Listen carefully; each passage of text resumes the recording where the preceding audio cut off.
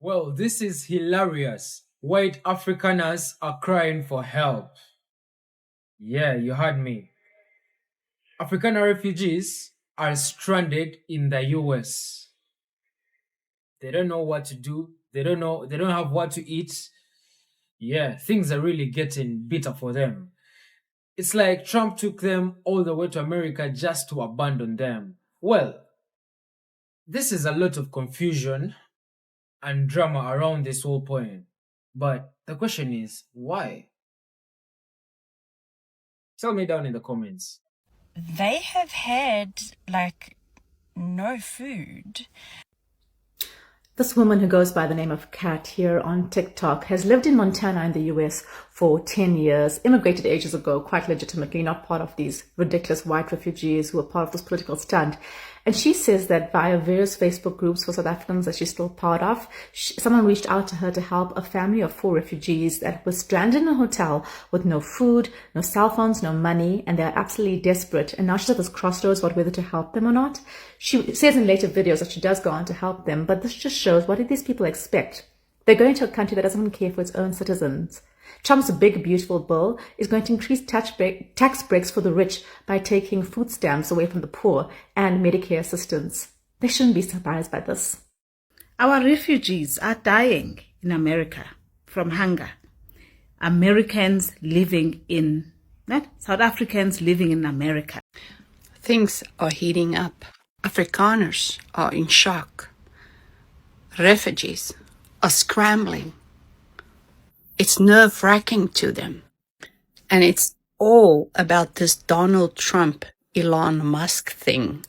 Because nobody knows, will the refugee program be impacted about this sudden chaotic, is it a bad relationship between Trump, President Donald Trump, and Elon Musk? President Trump recently took to Truth Social, calling Elon Musk a disloyal globalist and accusing him of profiting from government subsidized while pretending to be anti-establishment. In response, Elon Musk fired back on X, formerly Twitter, saying Trump is too old and too chaotic. Ooh, to lead. The way I actually understood it is that it all actually started when Elon Musk said that the big, beautiful bill was not a good idea, that it was overspending. And some other news agencies said, well, it was all because of the electric vehicle cut in it. So in just essence, Musk also criticized the big, beautiful bill of Trump, which was his big accomplishment, for cutting tax. And this is very important to pass because of the midterms coming up.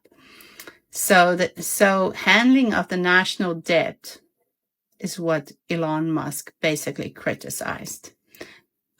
Trump then claimed Musk begged him for help with government contracts in the past. Is that true? We don't know that that is true, but this is apparently what's happening. Just another businessman playing both sides. Musk ended the exchange by posting a meme suggesting it's time for a new generation leadership. It is just sad that both of them are doing this because it's just, creating a lot of confusion when actually it is so important to win the public's trust after whatever happened in the Biden administration, that nobody actually knew who was ruling the United States. But let's get back to South Africans, or let's talk a little bit more about Elon Musk and Trump that, ignited this public feud. So how will this all impact the South African refugee program? South Africans are running scared in confidence, because After all, Elon Musk is a South African, right? While Musk have mocked Trump's leadership and legal troubles, their clash has attracted major media attention, as both hold influence over conservative and libertarian circles. I mean, they are both important. After all, Elon Musk is the richest guy in the whole entire world. That's quite a title. The tension could deeper political divide and polarize public discourse around immigration, tech policy, and foreign relationships, while the Afrikaaner refugee program really is not directly tied to either figure. The feud could complicate support from political allies or donors influenced by Musk or Trump. If the feud escalates into policy influence, it may delay bipartisan efforts to support resettlement, humanitarian relief for Afrikaners, as Trump and Elon initially intended. For Afrikaner families seeking refugees in the U.S., well, the law is the law, and if you are here lawfully. So, I guess that's it.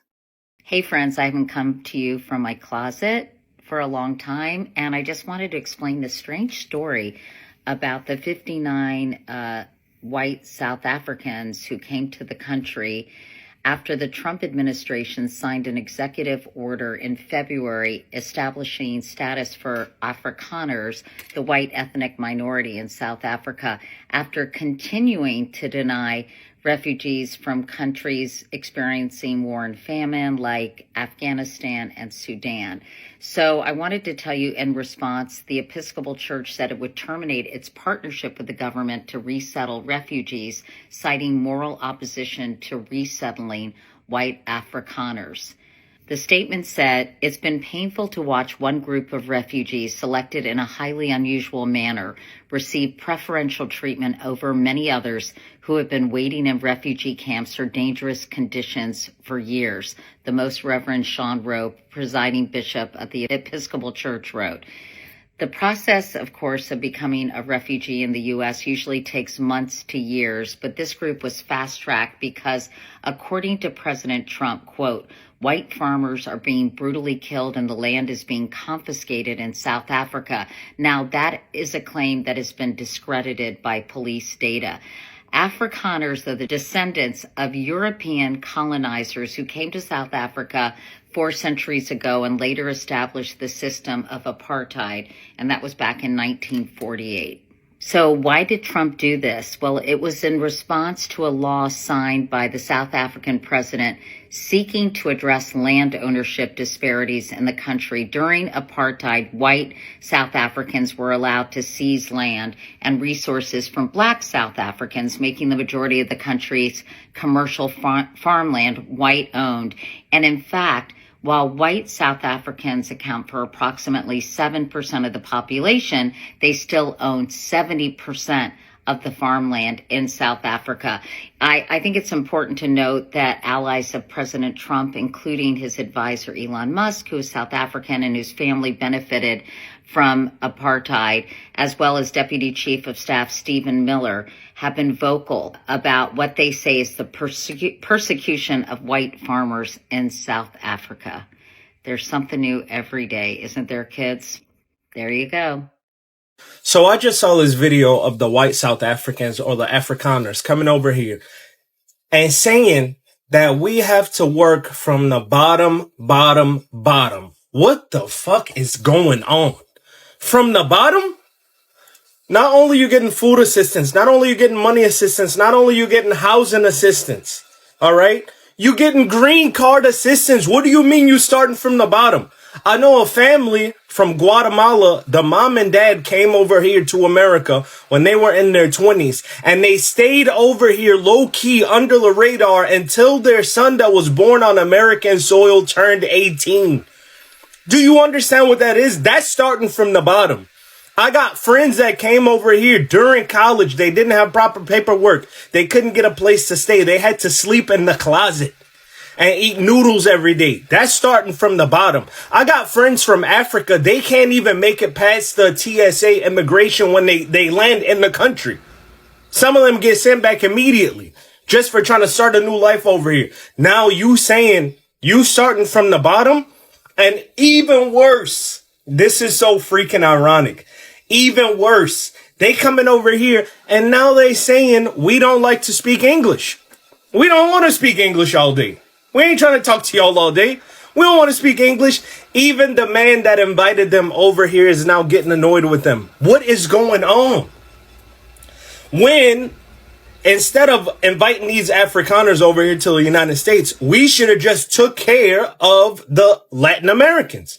We should have took care of the Africans. We should have took care of the people that actually want to help our country be a great place. You know how many people come over here legally or illegally? But the very reason they want to come over here is because they want to be a part of the greatness which is known as America.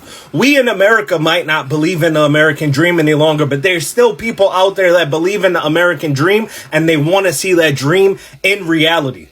So this is just, man, this is freaking outrageous. There is no food in America, but there is money in America if you have sense. So if you have family in America, sometimes package some traditional food and send to them. Some of these guys here cannot afford their own national food.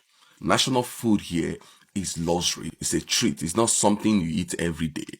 It's when you want to give yourself a life, like you want to feel special for yourself, that you want to spend some money and eat your national food. So if you have that one person that always giving you money, sometimes surprise him. Package some traditional food and send to him. Imagine if he send you half of that money you were supposed to use to buy, his traditional food to you. It will become a transaction. You collect, I collect. I receive, you receive. Everybody will be happy at the end of the day. Don't just be only one receiving. Give too. It doesn't cost much to give. Yes, this guy can make money here. You can make food where you are. There is food where you are. There is money here. If I give you my money, you give me your food. Let everybody be happy.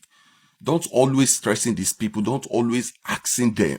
These people, they cannot afford what you can afford back home.